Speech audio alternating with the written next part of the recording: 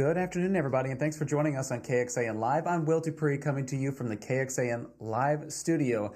We want to start with a live look into downtown Austin. You can see some clouds hanging around out there. Details about the weather forecast, you can always find those on KXAN.com. You know, we are going to talk our conversation and focus that on something that's happening at the UT campus. You can see it just in the distance there, the tower there on the right side of your screen. But this is looking into something that is coming back to campus.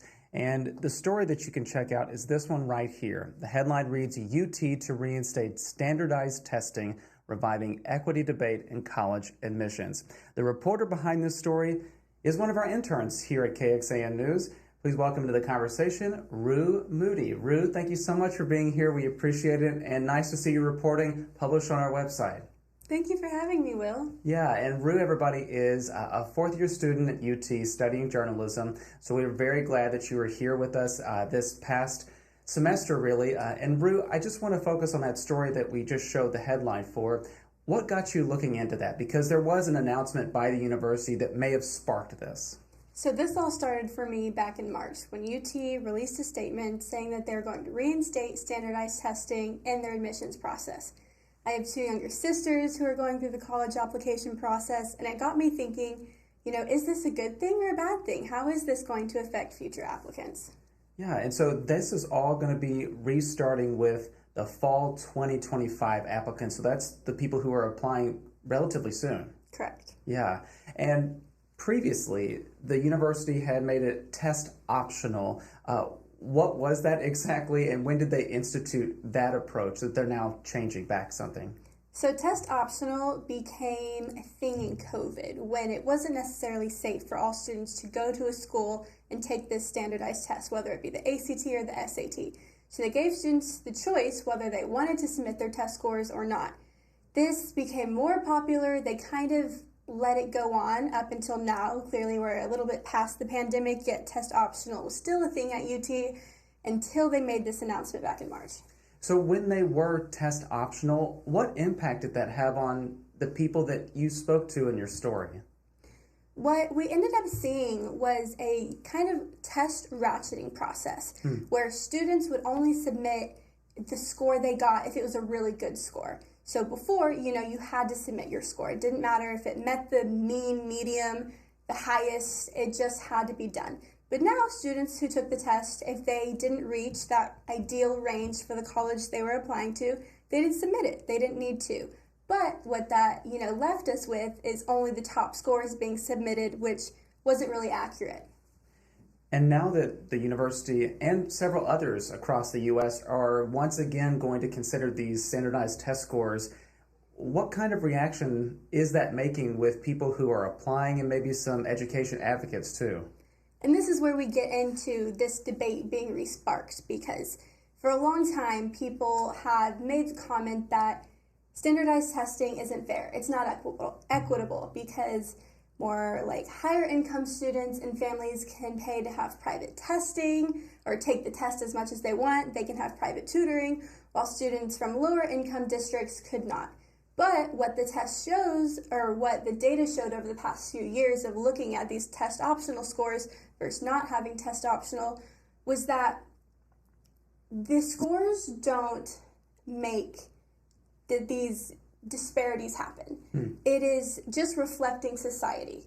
And without that, students fall through the cracks. If we don't have a blanket test showing how districts across the United States are testing their students, then we don't know which districts are failing their students, which districts are doing a good job, what to model after. So we actually need the scores to show us where we need to do better. Yeah, and part of your story is looking at the purpose of these testing, and people can read about that on our website too, but maybe reiterate that. You talked about how this is trying to create at least a standard for applicants as they are coming into college. Yes, so what universities like UT and MIT are saying is that they're not comparing students, from a really great district with high scores to a lower income district with a lot of marginalized students. They're just saying they're just not. What they're taking into account is a more holistic approach of what you're doing with what you have. So it doesn't matter that your school hires tutors for you or has after-school programs. It's what are you doing with the resources that you have. And maybe that's comforting to people who are at least families who are considering their application process for their students or those kids themselves who are trying to get ready for school too. Your story also looked at the impact that test scores have on marginalized or more marginalized students. What is that exactly? So it does show that these tests do show that marginalized students, aren't getting the same high scores that students from, higher income or not Black and brown communities are getting. And why this is important is because we need to know why. Why are these scores failing short? And if we didn't have an ACT or an SAT or other scores, we wouldn't know. We wouldn't know to look into this, that this is a problem, and it's something that we need to actively be fixing. And as we are, again, looking to the future, what did UT say in its announcement bringing back consideration of these test scores? UT said that, along with what I've been talking about, another big factor was grade inflation. During COVID, when they had test optional scores available, they were getting a lot of 4.0s.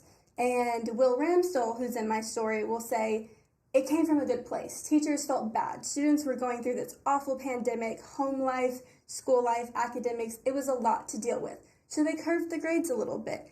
But when you get to the college admissions process and everyone has a 4.0, how do you differentiate that without test scores?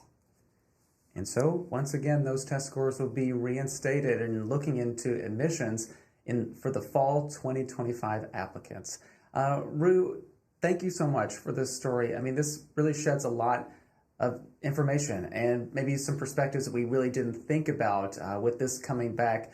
Because, when I applied for school, those test scores were required, and of course they went away for a little bit with some universities. Now they're bringing them back, so we'll keep following this, of course. But before I let you go, Rue, and again, we appreciate so much your time spent here at KXA on this last semester. I'm curious, what your future plans are. What would you like to do with your future? So I will be finishing up my degree at the University of Texas, studying journalism, and after that I'd like to pursue a career in the journalism industry. All right, well, maybe we will see you right back here on our airwaves at KXAN, but this is a great start. Everybody, you can read Rue's story. Again, this is the headline. It's trending right now on our website at kxan.com, so please check that out whenever you can. Rue Moody, thank you again for joining me. I appreciate it, and it's always good to see you, and good luck with the rest of the semester. I know you've got another final coming up here relatively soon, right? Yes, I do, Thursday. Hopefully you ace it and enjoy the rest of the summer too, but we appreciate your time. So that is Rue Moody. I'm Will Dupree. We will see you back here at another time. Hope you all enjoy the rest of your day. Take care, everybody.